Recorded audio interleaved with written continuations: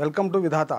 రాష్ట్రంలో పార్లమెంట్ ఎన్నికలు సమీపిస్తున్న కొద్దీ రాజకీయ వేడి పెరిగింది. పార్లమెంట్ ఎన్నికలకు ముందు జరుగుతున్నటువంటి రాష్ట్ర రాజకీయాలన్నీ కూడా నీటి చుట్టే జరుగుతూ ఉన్నాయి. ముఖ్యంగా కాళేశ్వరంలో జరిగినటువంటి అవినీతి వరదపైనే ప్రధానంగా రాజకీయాలు తిరుగుతూ ఉన్నాయి.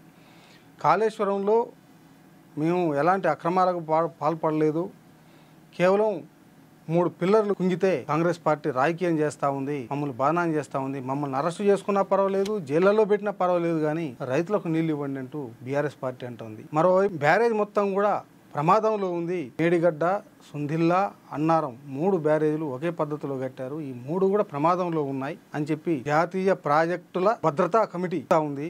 ఈ కమిటీ మొత్తం కూడా దీనిపైన అధ్యయనం చేస్తూ ఉంది. ఈ కమిటీ అధ్యయనం చేసి నెల రోజుల్లో నివేదిక ఇవ్వాలని చెప్పి మేము కోరాము. ఇది కేంద్ర ప్రభుత్వ సంస్థ అని చెప్పి కాంగ్రెస్ పార్టీ మంత్రులు, కాంగ్రెస్ పార్టీ చెప్తా ఉంది. దీనికి సంబంధించిన మొత్తం పరిస్థితిని, వివరాలను ఒకసారి మనం పరిశీలిస్తే రాష్ట్రంలో ఎట్లా రాజకీయ యుద్ధాలు హాట్గా జరుగుతూ ఉన్నాయనేది మనం పరిశీలిస్తే, అసెంబ్లీ ఎన్నికలకు ముందు మేడిగడ్డ బ్యారేజీ కుంగింది. ఆ కుంగుబాటే బీఆర్ఎస్ని అధికారంలో నుంచి ప్రతిపక్షంలో కూర్చోబెట్టింది. ప్రజలు కూడా ఆ రోజు మేడిగడ్డ ప్రాజెక్టులో నిర్మాణంలో, కాళేశ్వరం ప్రాజెక్టులో అవినీతి జరిగిందని నమ్మారు. కాంగ్రెస్ పార్టీ 1,00,000 కోట్ల ప్రాజెక్టులో 1,000 కోట్ల రూపాయల అవినీతి జరిగిందని చెప్పి ఎన్నికలకు ముందు చెప్పింది. ఈ అవినీతిని నిగ్గదీస్తాం, అవినీతిని బట్టబయలు చేస్తాం, ఇదిగో అవినీతికి మేము చెప్తున్నటువంటి అవినీతికి సాక్ష్యం మేడిగడ్డ బ్యారేజ్ కుంగుబాటే అని చెప్పి ఆ రోజు ప్రకటించింది కూడా. ఆ రోజు రాహుల్ గాంధీని, ఏఐసీసీ అగ్రనేత రాహుల్ గాంధీని మేడిగడ్డ ప్రాజెక్టు సందర్శన తీసుకపోతే అధికారంలో ఉన్నటువంటి బీఆర్ఎస్ ప్రభుత్వం అడ్డుకునే ప్రయత్నం చేసింది. చివరకు ఎట్టకేలకు అనుమతిస్తే హెలికాప్టర్లో పోయి ఆ రోజు చూసి వచ్చారు. దాన్ని కూడా ఏదో ఇంత గుంగితే ఇదంతా చూపిస్తూ ఉన్నారని.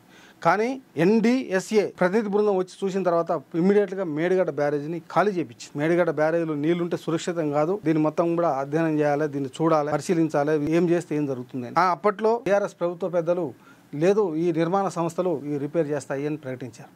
కానీ కాంగ్రెస్ పార్టీకి అధికారంలోకి వచ్చిన తర్వాత మేము చేయమని చెప్పి వాళ్ళు చెప్పారు. దీనికి సంబంధించినటువంటి వివాదాలు ఉండగానే కాగు తన నివేదికలో ఇక్కడ పెద్ద ఎత్తున ఉల్లంఘనలు జరిగాయి, అవినీతి జరిగింది, అక్రమాలు చోటు చేసుకున్నాయని చెప్పి తన నివేదికను అసెంబ్లీ సాక్షిగా బయటపెట్టింది. అదే సమయంలో కాళేశ్వరంపై శ్వేతపత్రాన్ని రిలీజ్ చేసి సాగునీటి ప్రాజెక్టులపైన కాంగ్రెస్ ప్రభుత్వం శ్వేతపత్రాన్ని రిలీజ్ చేసింది. దీనికి ముందు కాంగ్రెస్ మంత్రులు మేడిగడ్డపై సందర్శించి వచ్చారు. ఆ తర్వాత శ్వేతపత్రం అసెంబ్లీలో చర్చ సందర్భంగా మేడిగడ్డకు ఎమ్మెల్యేలందరినీ కూడా తీసుకొని ప్రభుత్వం వెళ్ళింది. ఆ సందర్భంలో బీఆర్ఎస్ పార్టీ ఎమ్మెల్యేలు మేడిగడ్డకు రాకుండా పోటీగా నల్లగొండలో ఒక సభ పెట్టి కాంగ్రెస్ పార్టీనే మీద ఆరోపణలు ఇవన్నీ కూడా చేశారు. కృష్ణా జలాలకు సంబంధించిన వ్యవహారంలో పెట్టారు.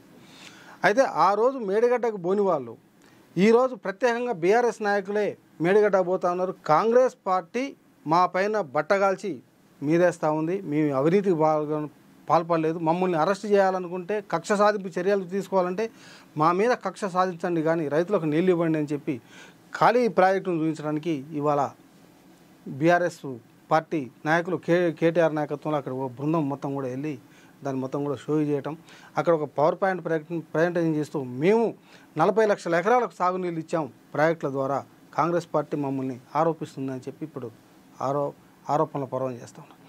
ఇదే సమయంలో రేవంత్ రెడ్డికి కేటీఆర్ సవాల్ విసిరారు. నువ్వు కొడంగల్లో రాజీనామా చేసిరా, నేను సిరిసిల్లో రాజీనామా చేసి వస్తా, ఇద్దరం కలిసి మల్కాజ్గిరిలో పోటీ చేద్దాం, నువ్వు గెలుస్తావో నేను గెలుస్తావో చూసుకుందామని చెప్పి ఆయన సవాల్ చేశాడు. దీనికి ప్రతి సవాలుగా కోమటిరెడ్డి వెంకరెడ్డి మా సీఎం రేవంత్ రెడ్డి దాకా అవసరం లేదు, నువ్వు సిరిసిల్లలో రాజీనామా చేయి, నేను వచ్చి పోటీ చేస్తాను, నా మీద గెలుపు చూద్దామని చెప్పి ఆయన ప్రతి సవాల్ చేశాడు. అదేవిధంగా పొన్నం ప్రభాకర్ దమ్ముంటే నువ్వు కరీంనగర్ పార్లమెంటుకు రా, వచ్చి పోటీ చేయి, నువ్వు ఎట్లా గెలుస్తావో చూస్తా అని చెప్పి మంత్రులు సవాల్ చేశారు. ఇవాళ బీఆర్ఎస్ పార్టీ ఒకవైపు మేడిగడ్డకు పోయింది, కాంగ్రెస్ పార్టీ పాలమూరు రంగారెడ్డి ఎత్తిపోతల పథకాన్ని అసంపూర్తిగా ఉంచారు, ఇక్కడ ఏమి చేపట్టలేదు, తట్టడి మట్టి కూడా పోయలేదని చూపించడం కోసం కాంగ్రెస్ పార్టీ మాజీ ఎమ్మెల్యే మహబూబ్నగర్ జిల్లా నాయకుడు ఏఐసీసీ మెంబర్ అయినటువంటి వంశీచందర్ రెడ్డి జిల్లా నాయకులను తీసుకొని పాలమూరు రంగారెడ్డి సందర్శనకు వెళ్ళారు.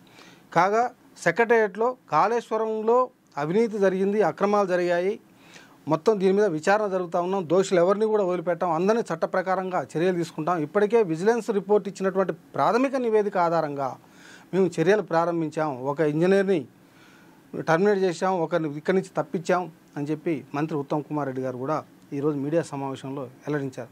ఇట్లా ఈ నీటి చుట్టూ రాజకీయాలు హాట్ అయ్యాయి. కాంగ్రెస్ బీఆర్ఎస్ పార్టీల మధ్య ఒక వాటర్ వార్ జరుగుతూ ఉన్నది.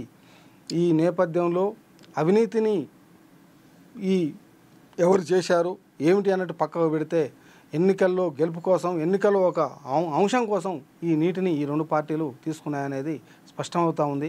అయితే ఈ ప్రభుత్వం మేము దోషుల్ని ఎంతటి వారినైనా మేము వదిలిపెట్టమని చెప్పి పరోక్షంగా బీఆర్ఎస్ నేతలపైన మేము చర్యలు తీసుకుంటామనే పద్ధతుల్లో మాట్లాడుతూ ఉంది. అందుకే మేము జ్యుడిషియరీ విచారణకు ఆదేశించాం, విజిలెన్స్ రిపోర్టు చేశాం. ఇప్పుడు అధ్యయనానికి ఎన్డీఎస్ఏ కమిటీని అపాయింట్మెంట్ చేయమని చెప్పాము. కమిటీని అపాయింట్మెంట్ చేసింది. ఆ కమిటీ అధ్యయనం చేసి రిపోర్ట్ ఇచ్చిన తర్వాత దాని ఆధారంగా ఆ ప్రాజెక్టుని మొత్తం కూడా సరిచేసి వచ్చే వర్షాకాలంలో నీళ్ళు ఇచ్చే విధంగా మేము చర్యలు తీసుకుంటామని చెప్పి మంత్రి ఉత్తమ్ కుమార్ రెడ్డి గారు వెల్లడించారు. అదేవిధంగా అవినీతి పరులని వదిలిపెట్టడం, అందరిపైన చర్యలు ఉంటాయని చెప్పి ఈరోజు సచివాలయం వేదికగా ఉత్తమ్ కుమార్ రెడ్డి గారు స్పష్టంగా చేశారు.